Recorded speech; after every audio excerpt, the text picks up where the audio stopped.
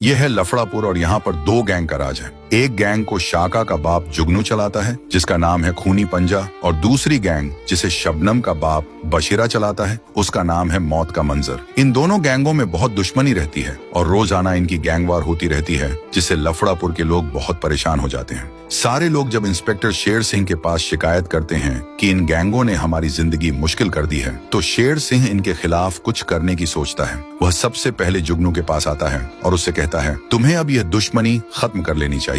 जुगनू भी अब इस रोज रोज की गैंगवार से तंग आ चुका था, तो वह मान जाता है और शेर सिंह से कहता है, ये दुश्मनी कैसे खत्म होगी? तो शेर सिंह कहता है, इसका एक ही तरीका है, अगर तुम शाका की शादी शबनम से कर दो तो यह दुश्मनी रिश्तेदारी में बदल जाएगी और खत्म हो जाएगी। जुगनू तैयार हो जाता है और जुगनू के कहने पर शाका भी मान जाता है। फिर शेर सिंह बशीरा के पास जाता है और सारी बात बताता है कि यह रोज रोज की गैंगवार ठीक नहीं है, अब इस दुश्मनी को रिश्तेदारी में बदल दो। बशीरा, जो कि जुगनू की गैंग को पूरी तरह खत्म करना चाहता था ताकि अकेला लफड़ापुर पर राज कर सके, वह शेर सिंह के सामने तो शाका शबनम की शादी के लिए मान जाता है, लेकिन मन ही मन योजना बनाता है। अब हमें मौका मिला है पूरी गैंग को खत्म करने का। जैसे ही वे रिश्ते की बात के लिए आएंगे, सबको मार डालना है। अगले दिन जब शेर सिंह जुगनू और बशीरा को एक जगह बुलाता है, तो जैसे ही जुगनू और शाका वहां पहुंचते हैं, बशीरा के आदमी उन पर हमला कर देते हैं, जिसमें जुगनू बुरी तरह जख्मी हो जाता है। शेर सिंह बशीरा के आदमियों को रोकने की कोशिश करता है। उसी समय शाका जुगनू को लेकर अस्पताल पहुंचता है, लेकिन 2 दिन अस्पताल में रहने के बाद डॉक्टर शाका को बताता है कि जुगनू अब कोमा में चला गया है। इस पर शाका बेहद गुस्से में आ जाता है। अब सवाल यह है,